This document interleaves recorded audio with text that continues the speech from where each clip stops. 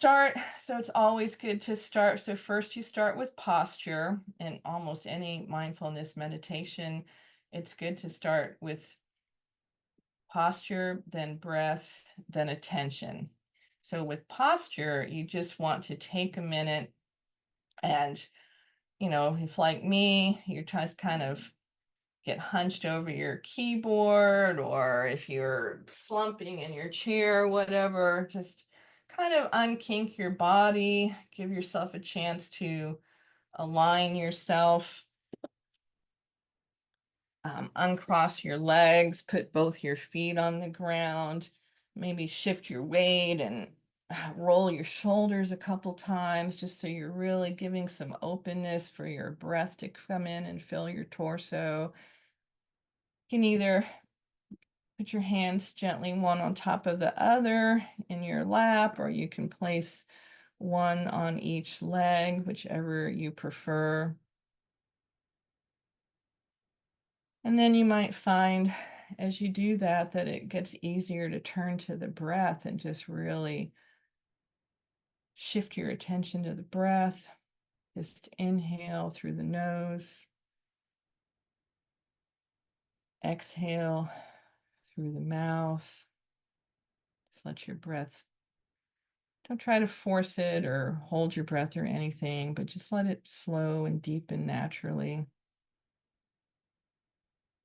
And with an active body scan, this is good. This is also a good technique for anybody who is kind of disconnected from their body or not in touch with their body, which personally I think would mean that that applies to like pretty much all academics, as well as um, kids or survivors or whoever.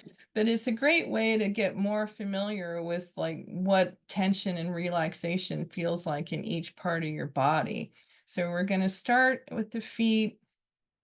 I usually start with the feet, and you can just scrunch up your toes in your shoes or your slippers, or if you're taking advantage of your Zoom to be barefoot or whatever, just scrunch them up for a moment and then release.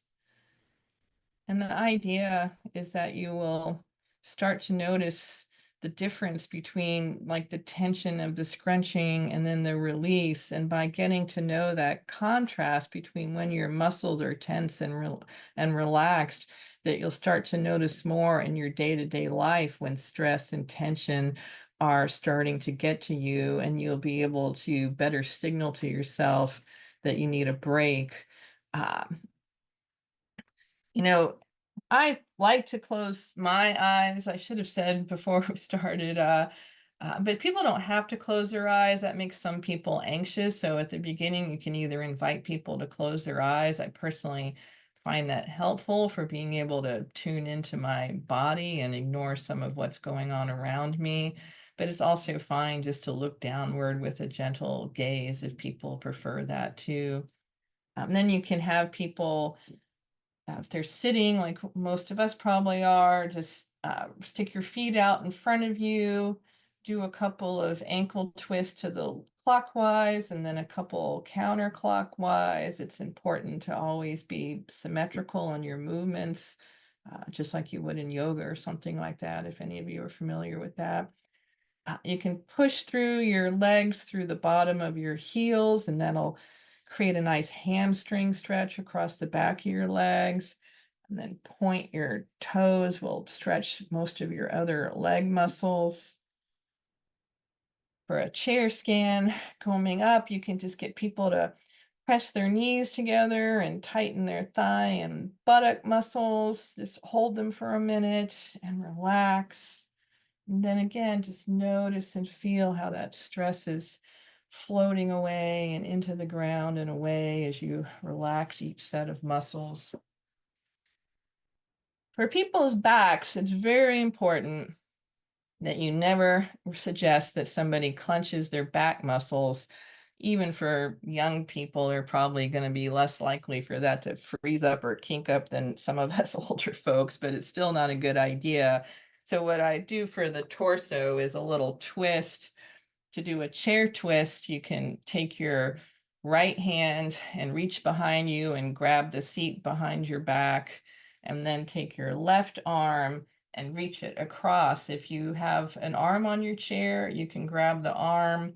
If you don't have an arm on your chair, then grab your outer right thigh with your left hand and then twist to look over your right shoulder.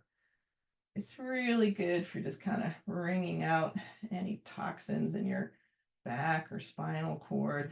You don't want to force it, and it's always good to encourage people, like especially you really want to twist from your as low down in your torso as you can and not push with your shoulders and especially not with your neck. But as you breathe and exhale, you'll probably notice that you can deepen the twist a little bit. And then you come back to the center. And then it's important to be symmetrical. So now we'll do the other side. So we'll take our left hand and grab the seat behind us, reach across our body with our right hand and either grab your chair arm or your thigh and then twist over your left shoulder. Again, twisting from low in the torso and just letting your shoulders and neck follow the direction of the twist, deepening as you exhale. And then come back, and then you can you roll your shoulders, you can put your hands over your head. For kids, it just can be fun just to let them wiggle and shake their hands. They can lean to the left, lean to the right. Or if you want, you can get them to imitate animals. They can clasp their hands and pretend they have the trunk of an elephant. I mean, there's all kinds of things online to do about that. It's good to do head rolls. Again, to be careful with your back and spine and neck. You don't ever want to do a 360-degree head roll, but you can start at your right shoulder and go 180 degrees to your left shoulder. And then again, of course, back again. Even just letting your chin fall to your chest can give you such a great stretch along the back of your neck.